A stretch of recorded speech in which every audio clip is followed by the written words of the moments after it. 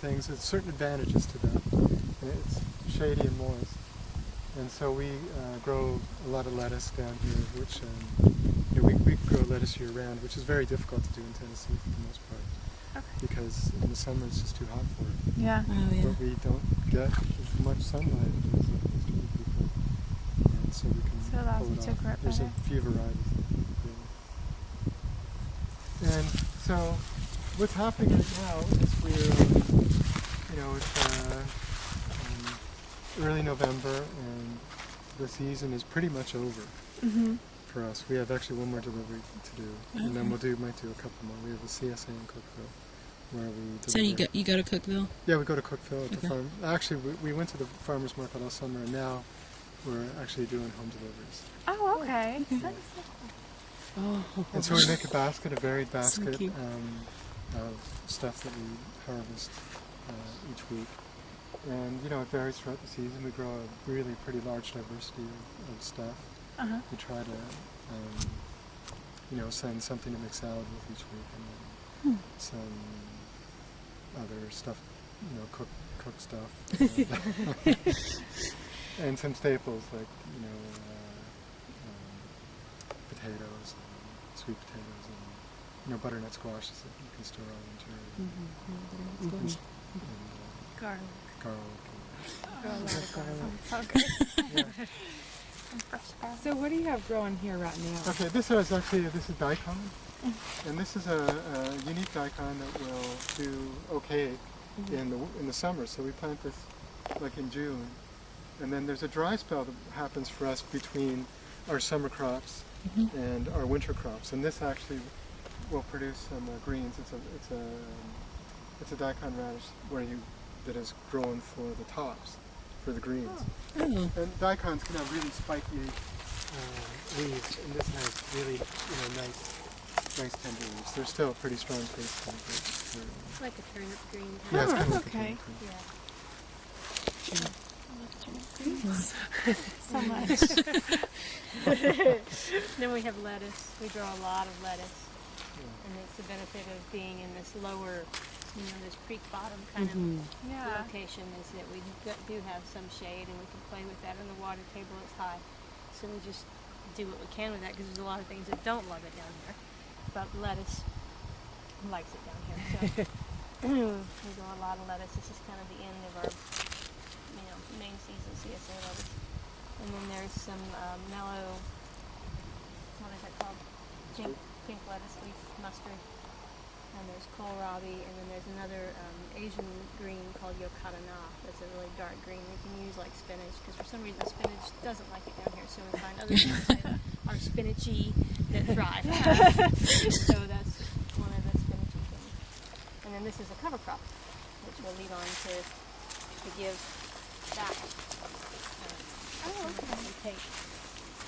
And in the spring, this will grow up real tall and be beautiful, and it's got clover in it and vetch, which makes the purple flower, and this is rye, and then Paul will mow it all down and turn it back into the ground. So that just creates a fertility. Okay. So we're organic, and so we don't use any fertilizer. No, we are not certified No, organic, we're not certified. but Just for really, there's a lot of reasons not to be certified. Like, it's a lot of work. Like we're small for a number of reasons. The grass puts a lot of carbohydrates into the ground, which helps the legumes. This is crimson clover and vetch, and they're both legumes. they're both legumes, and they both put a lot of protein, nitrogen, fixed nitrogen, and so we get a really good fertilizer effect from growing the mixed Gotcha. Okay. And the brassica is a plant family that has a different kind of effect, and it has its place, but because we grow so many brassicas down here during the growing season, it just doesn't behoove us to do that in the off season. So it's just varying the influences of what's being taken out. And this also generates a lot of organic matter, which is a big concern. So what made you all decide to do this and to take this on, or how did you get involved? Did you grow up as children? Did you grow up on farms, or? I grew up around here, and my parents lived. We didn't have a farm, but we were rural, so we always had a garden, and then I started working. My parents were friends with Jeff Poppin, this big organic grower in the neighborhood here. And so I kind of interned with him a little bit, and I saw the way that he lived, and I thought that looked interesting. And he was his own boss, though you're really Slave. Nature is your big boss. And when something's got to happen, it's got to happen right then sometimes, you can't put things off. But so I always kind of saw this as a direction that was interesting to me, and just kind of kept my hands in it in some way or another, and then managed to finagle Paul back to the neighborhood with me from Maui. Wow. He grew up in Canada. He grew up in Canada, but he was living in Maui when I met him. Wow. Yeah. And I don't have an agricultural background. I have an engineering degree Oh wow. that I did for about 10 years and really didn't like, and it was a long process. I see. A lot of pay cuts, but but there are benefits. And when we got this place, we were just moving home because we were living in Maui, and it was really, really expensive, and really far. My whole family was here, and I have always loved it here, and so we just kind of saw the writing. We weren't ever going to be able to reasonably buy anything there, and especially something with a yard or a place where we could grow things, and so we came back here and we rented this place for a song, and then the people who owned it really wanted out of it, and they wanted to sell it so bad, and it just kind of all went that way. And we had Lula, and for a little while we had other work we were doing and kind of getting by with that, and then just kind of an opportunity came up. There had been a little veggie share going on in Cookeville, and they were stopping that, and so they passed us their mailing list. So we had a built-in, just a few customers, and we started really small, and then slowly, just a little at a time expanded, and now we kind of feel like we've met our maximum of what our land is capable of, and we're kind of adjusting our capacity with our own ability to work so hard, and how much food we can produce for how many people at a time. So it's a dance. What we look at from right here is that this place has changed a lot. We've been here 8 years. And when we first got here, you couldn't see that little house in the field. I wish I had some little pictures out there. And there was this line of trees, like those big cedars kind of in front of our house there. It came all the way down this fence row. And so this place was much closer and much darker. And I wish there was a way to illustrate how much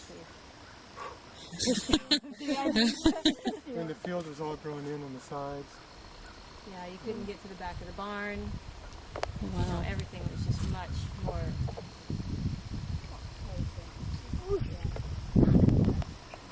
And so up there, the whole thing above there is wooded.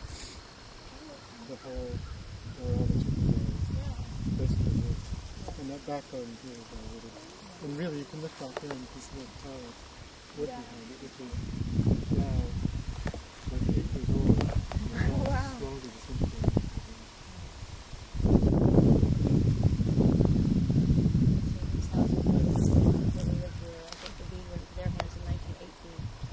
Oh wow. Oh wow.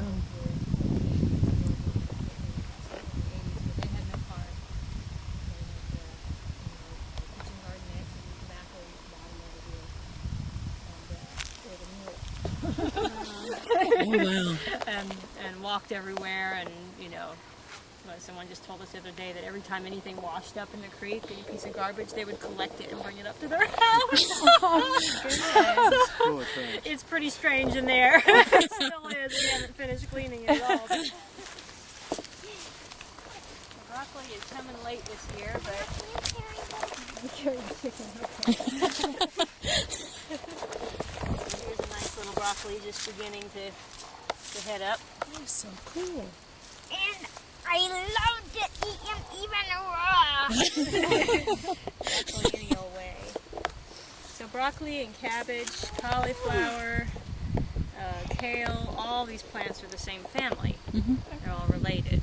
Okay. And that's why you grow them together. That's part of why we grow them together. They like similar things, and you can eat, you know, for instance, the head cabbage. They bred that to make a big ball of leaves. Every plant makes flowers, so they took the flowering impulse of the plant and, you know, worked that into the broccoli, because that's what the broccoli is, just a flower head. Yeah. You know, and so certain ones they just develop for different purposes for different parts of the plant. It's really Wow. it's fun to see and to mess with. And these are brassicas too, these Chinese cabbages. And these you can eat like I said, we grow a lot of tomatoes and basil and just all the regular vegetables. And we don't quite have enough room to grow enough potatoes all the time for 20 people, but we try. And we get them from our neighbor around the way is Jeff Poppin, the barefoot farmer, and he is a real big vegetable operation. So he grows for about 150 or 200 people. Wow. So a few potatoes off of him, you notice. But for us, every little plant matters because we're so small. Yeah. Compact footprint.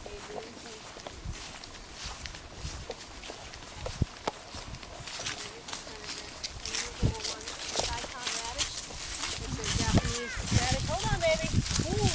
Gigantic, Oh, big, wow. nice green. We ferment and pickle those.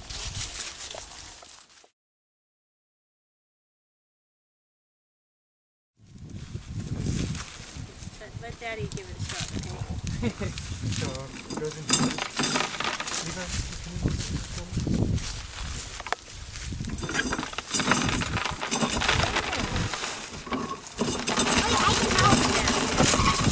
Come in closer with that. We can see it. Oh, neat. Wow. Snatch the cob back out and you put that in the outhouse. Wow. Lula, don't throw it, please.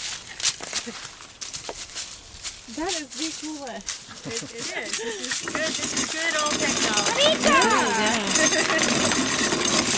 Daddy, let me try.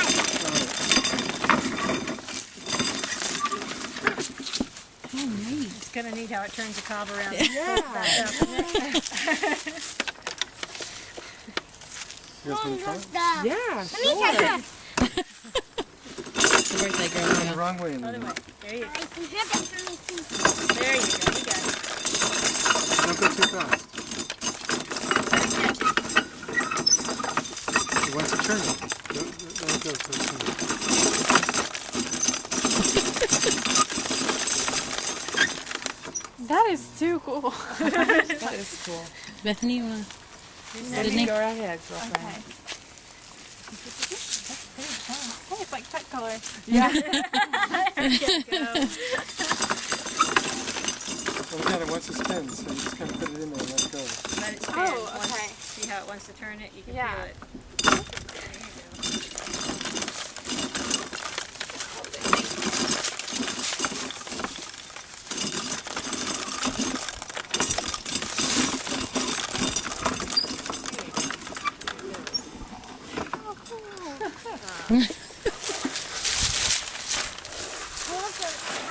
What do you all use the corn for? Just to, go. That way Cornmeal. you do- okay. Yeah. If we grew too much, we could feed it to our chickens. But it's mighty good.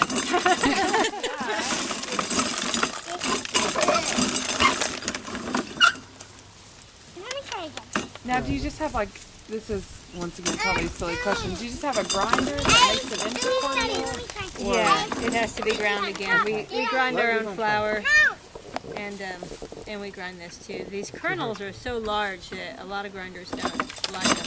It's a grinding operation though, so we need to readjust that so that it's a little more efficient to grind. Now, how do you grind it? It's just an electric grinder that we have. It's an electric grain mill, a Nutri-Mill.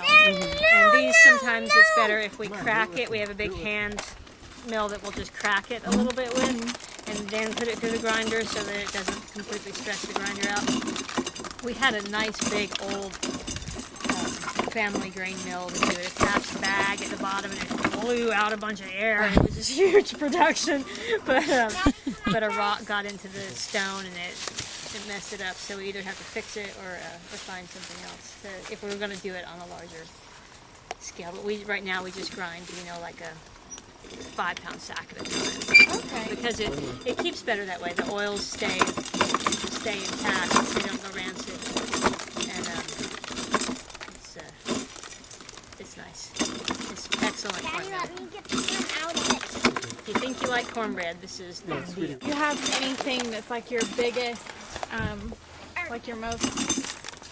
your biggest production, I guess, or that you sell the most of? Well, because we sell in a box, package of just whatever we have. Right. I can't really say that because we don't itemize. Gotcha. But we do grow a lot of heirloom tomatoes. And I have to say that's like, there are people who are just in our group just for the tomatoes. They're like, when are the tomatoes coming? The tomato people, Yeah. And there's a few heirlooms that we have saved the seed and, kind of worked on them over the years that are like our thing, We're here at the wrong time of year for that. I guess the old-timey ones would take ashes and throw ashes in and soak it with the ash for like a day or two, and then rinse it and scrub it real good, and that starts loosening the hulls, and This comes out. it's nearly a fermentation process. It's really interesting. And I guess the Native Americans had like a corn fermentation thing that they would do with it, carry it another step and make a porridge out of it after it had been soaked and stuff. We do a lot of fermenting too. I thought we could have shown you some of that too, but we'd have to have been set up for it because we make 5 or 6 gallons of kimchi. We grate these daikons. We make sauerkraut. Only the Toms do it. I think. I So don't. hot. I think they do a little bit. Yeah, the hens do a The little bit. hens turn pink and not blue. Yeah, but he'll turn his whole throat there, and this whole thing will turn bright red. Bright red, And and then then his little horn, his snoot on his head Yeah. will hang way down low. He changes completely. Oh, there he goes. There he goes. Yeah, it's okay, buddy. and sometimes his whole face turns blue. And sometimes he turns He bright used- blue. Yep. He used to turn like red. Yeah. Yeah. It's pretty wild. They're fun to hear. Behind that fence is the compost pile that we made. The chickens were over here last year. They spent last year in a net a lot like this right next door.